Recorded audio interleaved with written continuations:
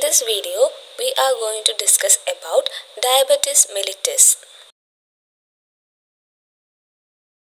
Introduction. Diabetes is general term for disease which means excessive urination.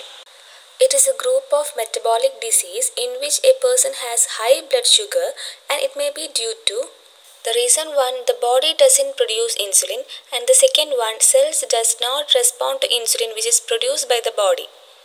Causes of diabetes includes genetic defects of B cell function. Second one, genetic defects in insulin processing or insulin action, that is, defects in pro-insulin conversion, insulin receptor abnormalities. The third one includes exocrine pancreatic defects. It includes chronic pancreatitis, pancreatectomy, pancreatic neoplasia, cystic fibrosis, etc. And the fourth one is endocrinopathies or hormonal abnormalities. It includes acromegaly, Cushing syndrome, and the fifth one includes infection, cytomegalovirus infection, etc. And the sixth one is drugs. Drugs like glucocorticoids, thyroid hormone, adrenergic.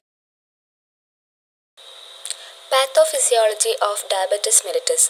Diabetes mellitus is not a single disease.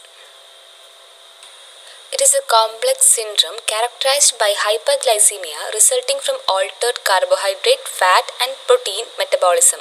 This altered metabolism is secondary to insulin insufficiency, insufficient insulin activity, or both.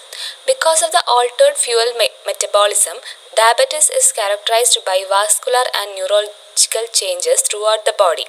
Absence of insulin or ineffective insulin activity prevents glucose from entering liver and muscle and fat cells. Next is the classification of diabetes mellitus.